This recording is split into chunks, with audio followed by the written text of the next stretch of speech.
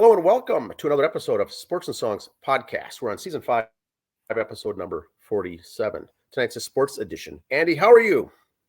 I am doing well. How about you? We're on.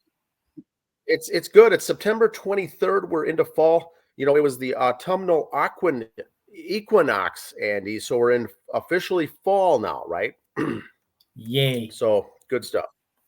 Good stuff. The days are now the equal portion daylight versus sunlight, but we don't want to geek out. Let's get into some sports, right? Yes. Okay, we'll get into some sports. That's what we do on our Monday night shows. We've got lots to cover here. We'll start off, as we always do, with the trivia question. The Vikings surprisingly won, Andy, 34-7 over the third-ranked team in the National Football League, the Houston Texans. Now, keep in mind the top two running backs for Houston were injured. So, right. But the Vikings did look good. The fact of the matter is they're 3-0 and no one expected this. Not even us, nor did we really care, but they're off to a 3-0 start. Now, the question is for the listeners out there, when's the last time the Vikings started 3-0?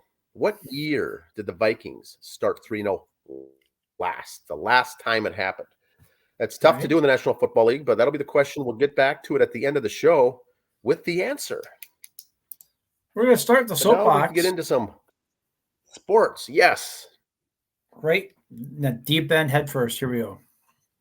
Okay. One of the main reasons I don't like the NFL,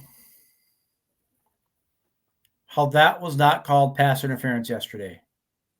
I don't even think the ball's in the view. And when we're done, I have a comment on this. So let's go on. This is very good. I saw this play happen.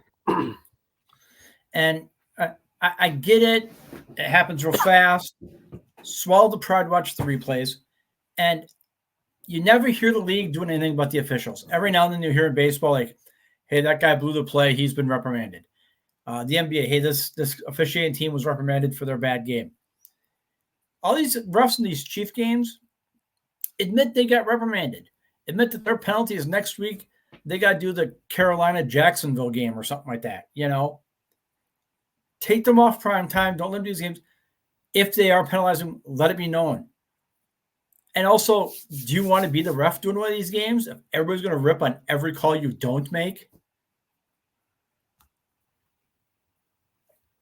Yeah, it's an interesting thing. Were you watching the game, Andy, as this happened?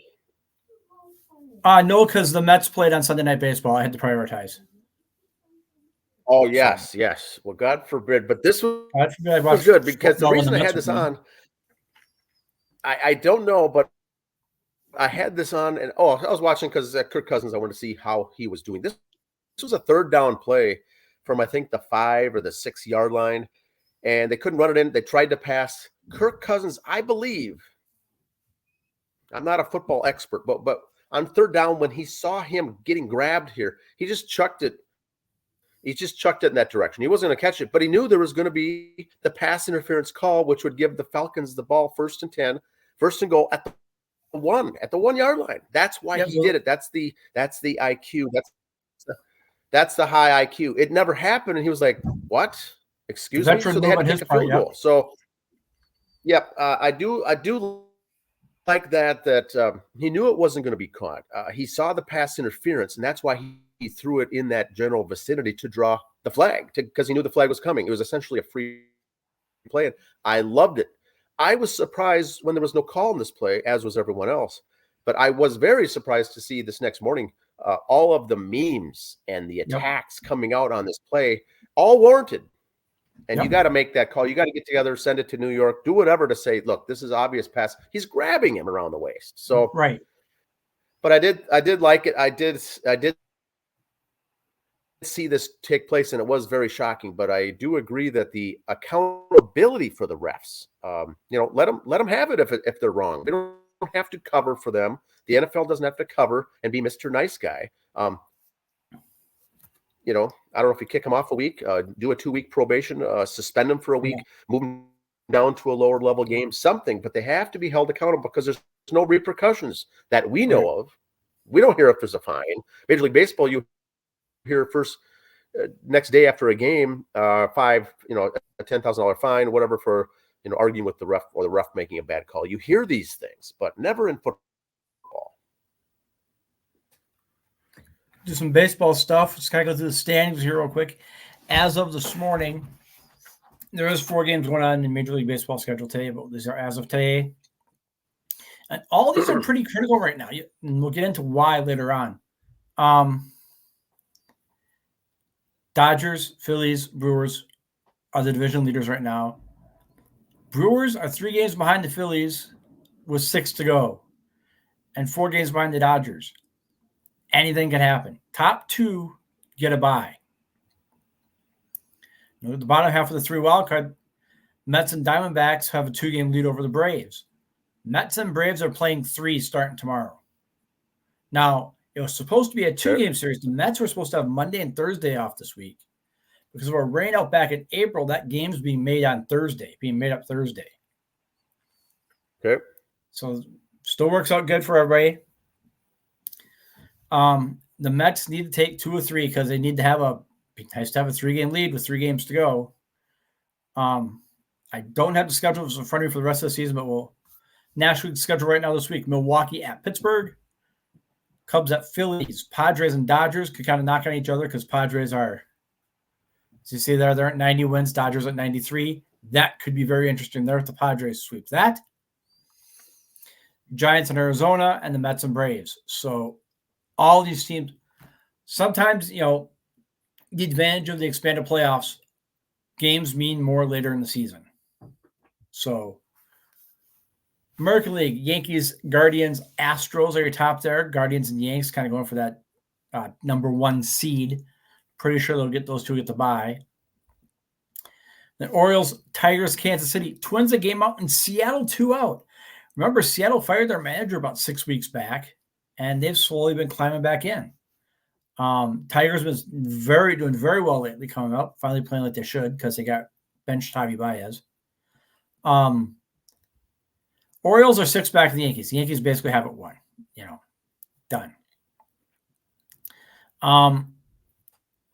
Cleveland's going to win the Central Division. That's the 8-game lead. They got that one. Astros, they got a 5-game lead on Seattle, 6 to go.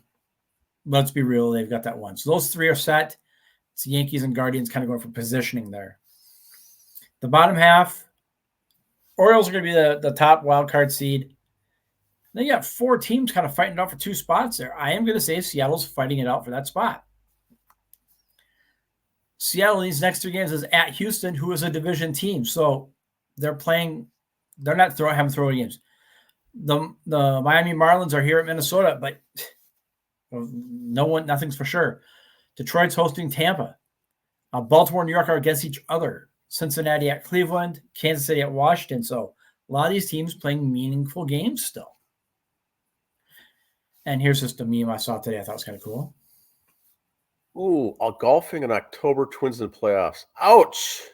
I had to put it. That's pretty good. I didn't see that one yet. That's new. And if the playoffs were today, okay. They're talking about this last night on the Mets game. Was it the other day with ESPN or with Gary, Ron, and Keith? I can't remember on SNY. But the Mets have all these tiebreakers. They say, the Mets would play the Padres now instead of the Brewers. And one of the announcers said, I'd rather play the Brewers because the Padres are hot right now. The Mets would be the road team no matter what. But I'd rather play Milwaukee than the Padres because the Padres are just super hot right now. I don't know if I want any of that. You look at the American League, Detroit, Houston would be a very good series. What I like this year about the baseball, both leagues, is that there's no runaway team and a big gap, and then a couple teams battling it out for second, and then another gap, and the rest of the teams battling it out for a wild card. They're all in the hunt. The top teams are all close. The wild card teams are all close. It's and like you say, with the expanded playoffs, this is the last week of the season. There's so many meaningful games, so many meaningful series coming up. They all are playing for something. The Seattle team is going to be interesting. Mets have, I think, the best record since the All-Star break of any team, I believe. And as of 2 weeks ago, the Mets had the toughest remaining schedule, too. And you know what they've said to that? Suck it. They've been powering right through. Yeah, they have been winning some huge ball games. And the Orioles, like I say, the only thing that I see, I'm still a Brewers fan with how well they've played this year, and no one's been talking about them. But we'll see how it goes. Yeah, when I say the Mets would rather play the Brewers and Padres, I'm not saying because the Brewers suck. I'm just saying the Padres are that hot right now. I don't want any of that. If I can avoid it as long as possible. Luis Arise, that whole group. Now So there you Twins go. have it nice because they've got the Miami Marlins. They got the Miami Marlins, the second worst team in all of baseball for 3 games at home, and then a Baltimore team that should be jockeying or aligning their starting pitching for the postseason, while the Twins are playing them at 3 games at home. Meaning, basically not meaningless, but they're trying to get the rotation in order, not trying to win the games. They're so far ahead. So Twins are going to have probably the easiest schedule the rest of the way out. But how they've been playing, who knows? The White Sox have tied the major league record for most losses since the 1900s. So that means they've tied the 69 Mets. So, yay, the Mets are off the schneid. Speaking of the White Sox, Washington Nationals GM Mike Rizzo sent a message to the all-star shortstop C.J. Abraham, or not the White Sox, but of just the city of Chicago, that he's opting into Class A with 2 games to go because he was out in Chicago till 8 in the morning playing cards, when then the game 5 hours later. Some people were saying boo-hoo, some were saying whatever. I'm saying 2 reasons. A, make an example of this kid. You send him down. And B, I don't care if you're out of it or not. You make guys give their left one to be in your position to be playing in the majors, and here you're pissing it away at the casino because, we're not in the playoffs. Who cares? Here's one guy. It's a joke. Yeah, that's crap. Like I said, there's guys give their left one to be in his position. He's out playing cards all night. No, you're gone. I wouldn't even say, I would just up and release him.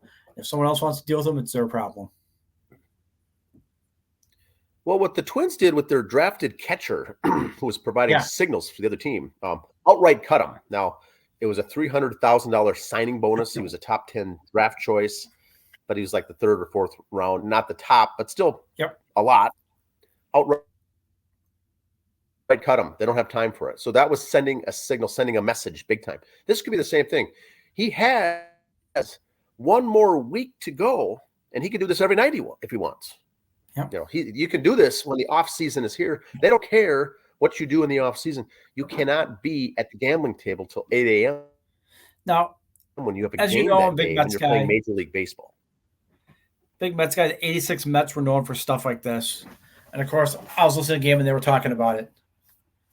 Keith Hernandez, I could see 4 in the morning, but not 8. Ron Darling, spoken like a man with experience. Because as many times that 86 Mets team was out doing stuff, Ron Darling was arrested in Houston for a fight, for crying out loud. So both of them, not really experts to be talking about this. But they were winning. They were winning. They were in the hunt, right? They were doing. This team was doing well. So it's a different story. Now, did he go into the casino and want to play an hour or 2 at 10 or 11 p.m. and go home at noon, midnight? Maybe he went on a heater and things got hot out until 8 a.m. I don't know what happened. But you're making millions a year. Get out of the casino. Cool. You shouldn't even be in there as a major league player with the whole Pete Rose gambling. You need to distance yourself. I'm not saying do it online, but you cannot be in it as a public figure in the casino. Someone's going to take a picture. Someone's going to do what they did. Someone's going to bust them, and that's exactly what happened. And it's stupid, is what it is. And that's the thing. Is the league going to step in here now and say something too? That'll be interesting. Ohtani, he's part of the 50-50 club now, or he is the 50-50 club, I guess. And the fan who cut the ball would not give it back. I know we've said this many times when things come up, but Dodger fan or not, you're at that game, you catch the ball. Okay, first of all, he hit 51 off a fielder who was pitching because they won the game 20-4. You're in garbage time and he's still trying to hit bombs. That's Bush League, but another story for another day. You caught Ohtani's 50th to put him in the 50-50 club. Do you give the ball back? And if you do, what do you want for it, Dan? Well, the question is, I think at first you say you're not going to give it back, and then you negotiate something. But sometimes it's something it's easy. I don't know. I mean, you want something out of the deal, but not big. But you don't want to have this drag into 2 weeks of lawyer filings, court filings, and requests. I think what I'd do is I'd say, okay, hypothetically, say it was the Ohtani ball or whatever. All right. I want a jersey and 2 autographed balls. 1 autographed ball for me to keep, 1 to sell to make up for the 1 I gave you back. You know. Yeah. I want to make a few bucks off the deal. Jersey for me to hang up. Hey, I got a jersey. Cool. That is a jersey. I caught the 50th home run ball. Maybe a picture with them too, a little selfie. Hey, here I am. Hey, you know. But that would be good enough for me. And you have, but Andy, you have the answer. You have thought it out in your head. You have the answer if it were to happen. The person that caught it, I don't know if they ever thought about it. I don't know who they're with. You know, they're at the game in the outfield, and it was being talked about who's going to catch the ball, who's going to get it, what's going to happen, how much is it worth. And so it probably got everyone thinking, and they probably just shut down and say, you know what, I'm going to walk home with it and decide later. It seems to me that they didn't put much thought into it yet, is all I can say. Now, I don't know how they're doing they want to get rich off it. Yeah. I don't know how it was set in the game every time Ohtani came up. Did they put a special baseball out there so you know it's that baseball? How do you know he didn't get one thrown to him from the outfielder after the 3rd out? Yeah, it is. Sometimes they'll put that thing in there. The circuit board, whatever. And say they had a special ball for every time Ohtani came up, but they did for McGuire when he was going for the record, or Bonds when he was going for the record. Okay, so say it's the ball says, hey, Ohtani's 50th home run, but the outfielder catches it, turns around, flips it to the crowd. Really? You know. So it's the whole big deal. I'm sure with a ball like this, it was special. I didn't see it. I'm going to play the percentages here. Security came down and talked to him and got him out of there right away. I authenticized the ball for him, you know. And that's why I don't think he had time to negotiate it. They just upped and take him out of there and then to do it later. So we'll see what he gets out of the deal. But it's not the Bonds 760th ball. It's not the big grand salami of baseballs. It's a 50th home run by Ohtani. Yes, it's worth something. I don't think it's worth what the person thinks it's worth, probably, but I know the guy who got McGuire's 70th or whatever it was, or 63rd. He wanted some like outlandish things, like he wanted autographs and this and that, and McGuire said no. So the guy turned around and sold it for like $3 million. You know, big deal. Yeah. And so maybe that's what this guy here is thinking, but who knows? The year-end awards were handed out in the W yesterday. Aja Wilson gets the MVP. She's a 3-time MVP, so she's pretty good. And here's the MVP. Collier, Lake Scale got Wilson got all 67 first-place votes. Collier got 66 second and 1/3. Well, I guess she got the third-place vote where Brianna Stewart got the second-place one. Caitlin Clark was 4th, got mostly 4th-place votes. That's how you get 4th. Caitlin did get Rookie of the Year. Congrats to her. Congrats. Some people, the haters are all winding along going, oh, she had it before she was drafted, so big deal. It's like, shut up, haters. Yeah. Her rookie salary, $67,535. Her 1 autographed rookie card for $84,000. Wow, I did not see this. Welcome to corporate America. Interesting. Lynx coach Cheryl Reeve, NBA Coach of the Year, or WNBA Coach of the Year. Congrats to Coach. And there's the all-first team. I have one comment, Andy, and I'd like to have your thoughts on that. Yes, the Lynx did good. Yes, the Lynx did well. Yes, they're in the playoffs. Yes, Cheryl Reeves is a good coach. Was she the coach of the year? I don't know. I know she got the award, but was it maybe of all the hate that she endured for the Olympics to being the coach of the Olympics this year without putting Caitlin on the team and them barely scraping by to win a gold medal just because of Diana Taurasi's there.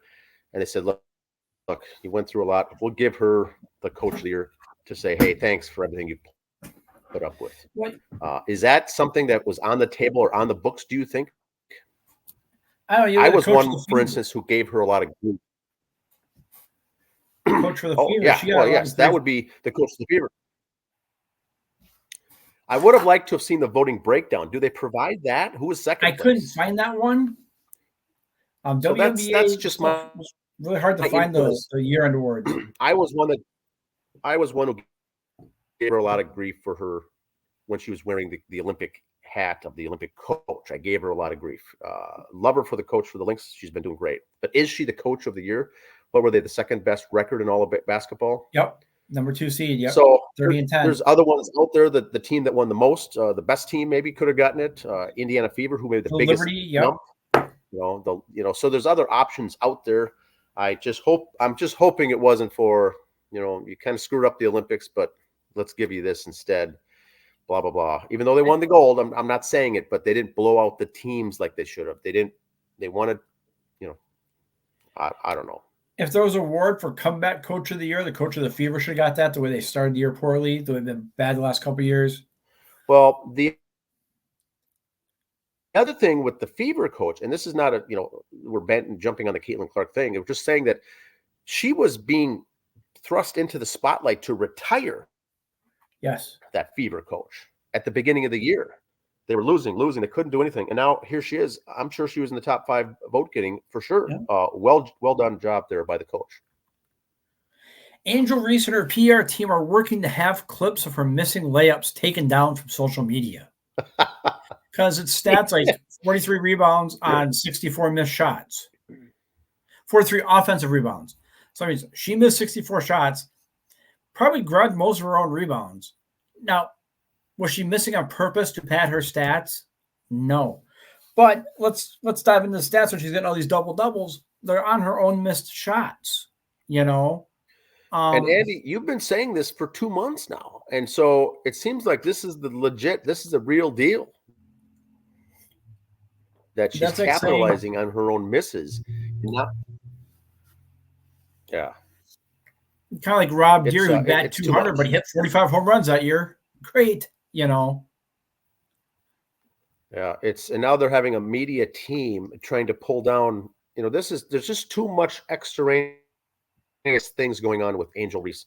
Yes, she's a good player, but this type of stuff is never going to end. I think it's going to be just a cycle every single year with her. I would just wish that she could just throttle back and play some basketball. They'll focus on the 3-on-3 here in the off season and get ready for the next year. She's good. Work on your shots. The Connecticut Sun had to finish practice on half of a court to share space with a community center event 24 hours before their playoff game with the Fever.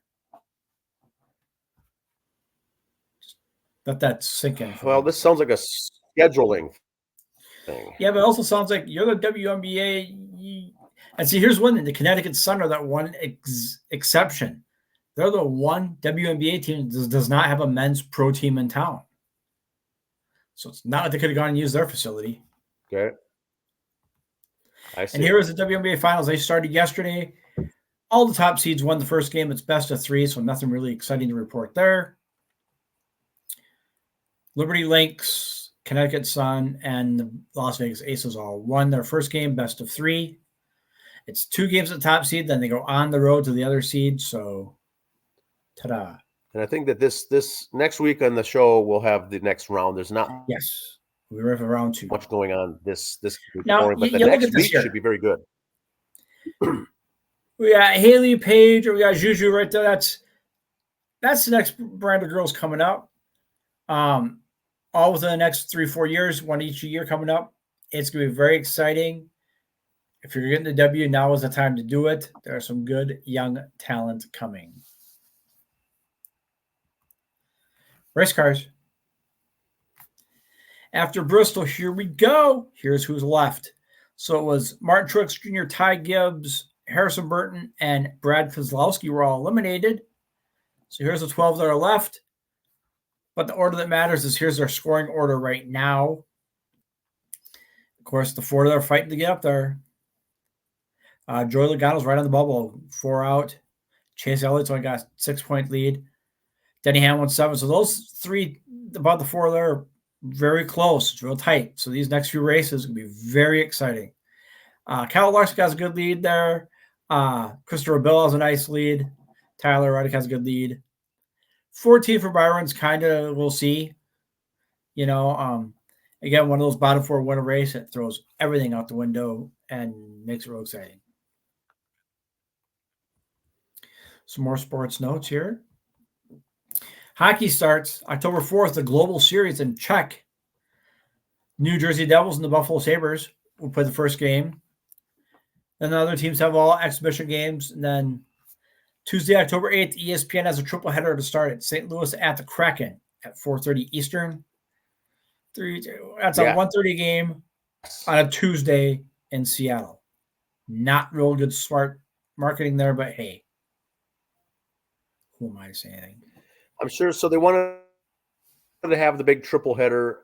Yep. And someone's got to play the early game. Seattle's taking it on the chin for an afternoon game, but hey. Interesting. The Wild, if they play an afternoon game, they'd still sell it out too. So, it's they got Boston and at Florida and Chicago at the Utah Hockey Club. Yeah, formerly Arizona's team. They had to give them the late game, I'm sure, and then Seattle just sucked it up and said, "We'll take their late one," I guess. Yeah. Here's your homework assignment. Here's the teams that most likely to expand. Yet somehow Phoenix is third on the list. Yet we just saw Utah went there because Phoenix wasn't supporting a team. Quebec's on there again. So I don't get that. Atlanta again. So I don't understand that. That's Quebec's. Quebec again. Yeah, they keep losing them. Atlanta keeps losing them. Milwaukee kind of intrigues me. Milwaukee and Indianapolis intrigue me. And I let's see Portland too, but there's a lot of West Coast teams already. But those bottom 3, Portland, Indianapolis, and Milwaukee would be intriguing to me. And that, sir, is all the points I have to make. Oh, excellent stuff there. Lots of sports this time of year. College football. Oh, wait, one thing. I did not mention high school football. I did put some scores up on our social media page yesterday. So very good. The Golden Gophers are 2-1 after their non-conference games. Iowa came to downtown and they played a pretty good first half, but things got out of hand in the second. They're now 2-2. Now the problem is they go to Ann Arbor to play Michigan, and I'm pretty sure Michigan is going to look at that tape and say, "Here's what we need to do. Here's what we don't need to do." And they're going to ram that ball down the Gophers' throats. It could get ugly, but it's just one game. But they'll probably be 2-3 after 5 games. That's all. The Vikings, like I said, won. We got a trivia question coming up after that. The minor league baseball, Andy, has completed the regular season, whether you're an A, AA, AAA. The postseason is going on, and the playoffs are going on for those various things going on right now. Because the Twins organization does not have any teams in the minor leagues in the postseason, I'm not going to be covering that anymore. We'll just have the Twins here coming up next with 6 games remaining. But minor leagues should be done. I'll do a feature here in the next couple of weeks, Andy, of the Arizona Fall Leagues. That's what happens next it's kind of like the futures of the minor league, the top prospects, the futures of the league get together and play in a league in Arizona. It's called the Arizona Fall League. We'll have more on that next week. Over 35 baseball is done, Andy, in the state of Minnesota, but the over 50, here's what happened. The brackets came out, the teams played, and here's how they wrapped up for 50-plus men's. There's 6 classes in 50-plus men's baseball state tournament. 5 of them crowned champions this last week. Class 6A, the biggest. is they had a 8-team event. They're down to 2 teams left. That'll take place in Prairie Lake Memorial Stadium, noon, September 29th. It's going to be St. Louis Park against the Mill City Flower Sacks. That's always good stuff. The following week is going to be the 60+. And yes, Andy, I said 60. Minnesota, one of the rare states that has a 60+ league for baseball. So that'll be wrapping up here. But that's it. The final week of baseball. It's going to be fun to see what happens here in the major leagues. Trivia question. Trivia answer. The trivia question is: the Vikings are 3-0 this year after 3 games in the regular season. Yes, 2 were at home. 1 was on the road against a fairly easy team. But 3-0 is 3-0. What year was the last time the Vikings pulled off this feat, Andy? Any guesses? 2015? Close. 2016 was the correct answer. 2016. Tough to do. No matter if you're a good team or not, 3-0 is tough to do, and the Vikings were projected to be a below-average team. How'd they finish that year when they started 3-0 in 2016? How'd they finish, Dan? They missed the playoffs. 2016, they went 3-0 to start, missed the playoffs. That's what could happen here this year. They've added another game. There's now 17 games. So don't take the 3-0 to the bank. It's nothing big. It's fun. It's exciting. But it's a long, grueling schedule, and the Vikings are not that good this year. But after 3 games, there's a lot of bandwagon folks out there, I think. I mean, Darnold's been looking good. The defenses have been looking good. But they've had 2 home games against depleted opponents, and they played 1 game against the Giants. So it's hard to tell. Now, next they go to Green Bay to play at Lambeau. That should be more of a test. And then they play the Jets in overseas. London, I think. Europe. 8 a.m., a couple weeks. Yeah, we'll see how all this goes. But when they get into the meat, once they get into the meat of the schedule here, we'll see how they do. My 6-11 still has a chance. Playing. Yes. Most of their picks had them, I think, average was 6.5 wins. Most people had wins between 5, 6, and 7, I think, in there. For those people, it's good because you got 3 already out of the way. You only need to win a few more to get to that level. But don't put it in the bank. That's a tough call. But so far they look good after 3 games. That's all I can say about that. That's all I got for this week. We'll be back next week with the Sports and Songs podcast. Have a good one.